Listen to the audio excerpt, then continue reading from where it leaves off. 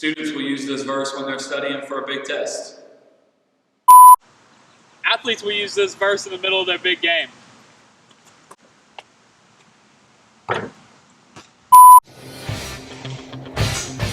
People use this verse when they're weightlifting and such. And such. Musicians will use this when they're getting ready for the big performance. Go ahead, Andy. I'm not gonna sing. Sing. It's a video. Sing. I'm not gonna sing. You can do all things through Christ who strengthens you. That verse is a lot of times a verse that we take out of context and we take it and make it mean something that it doesn't actually mean. And there's nothing wrong with saying that I have strength in Jesus, so Jesus is going to help me to succeed in this area, or Jesus is going to help me to get that job that I need, or to make it through these things. Listen, there's nothing wrong with that. But I think we would do better if we would better understand what that verse is speaking to. So Philippians 4:13, what is it actually talking about? Is it all those things that we went through a minute ago? Or is there something deeper there? Look with me at the passage. So we're in Philippians chapter number 4.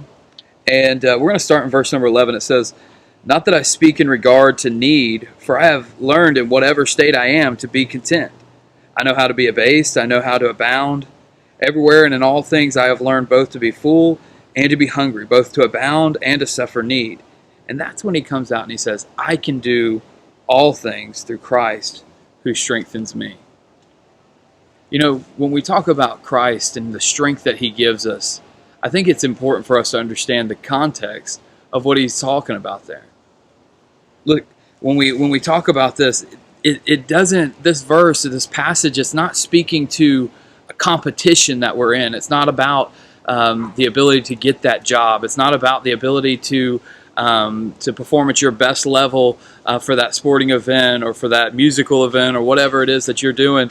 Listen, that's not what the verse is talking about. It's not about the competition. It's about the composition of your heart. It's about your ability to look at successes and failures and say, you know what, no matter what state I am in, I am happy to be content with this. And so as we look at it, I want you to understand that it's not about your successes. It's not about your wins. But it's about your ability to succeed or fail and yet remain faithful to Christ. Now there's an important word that comes along with this idea of being content, and it's actually the total opposite, right? It holds to the opposite side. So there's one side of this that says we should be content, and then there's another side that says we should not be complacent. So as we look at being content, I want you to understand, to be content, it means to not walk ahead of God. But to be complacent, it means to not keep up with God. To be content, it means to not need new experiences because you're happy where God leads. But to be complacent is to not want new experiences regardless of where God leads. To be content is to desire God more than comforts, conveniences, and material things. But to be complacent is to desire all of those things above God. Listen, don't look in this passage when you see the idea of being content and look at yourself and say, oh, well, I'm content, if in reality you're actually complacent. So you need to understand what it means. If you want to have the strength of Christ working through your life, you need to look back and say, man, what does it mean to be content? What does it mean to actually be content? Because that's what the verse is speaking to. It's not about my accomplishments. It's about Christ in me. It's not about this. It's not this magic spell where as long as I say this verse, Jesus works all these things out for me, and I get everything I ever wanted. That's not it. No, it's when you speak this verse, you need to understand that you're speaking and you're saying, Jesus, whether I win or lose, I'm going to be content because you give me strength. I'm going to be happy with my situation regardless. It means whether we win or lose, whether we're rich or poor, whether we're healthy or whether we're struggling, whether things are going according to our plans or whether things are falling apart, we're watching our dreams fall apart. Either way, it means I can handle it. I can handle it. See, Christ doesn't give us the strength to control the outcome.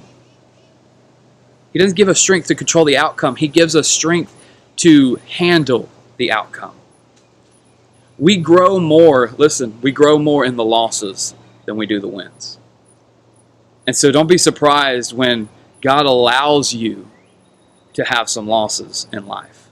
When God allows you to experience pain and difficulty in life, because that's where growth takes place. But remember, in the midst of those things, in the midst of those struggles, in the midst of those difficulties, I can do all things through Christ who strengthens me. It's not about me being able to succeed. It's about me being able to experience success or failure and yet know where my strength comes from. So today, if you're struggling, today, if you're having a hard time knowing, can I make it through this thing? I can promise you, you can make it. I promise you, you can handle it. Say, how do you know that? How do you know? Because you can do all things through Christ who strengthens you.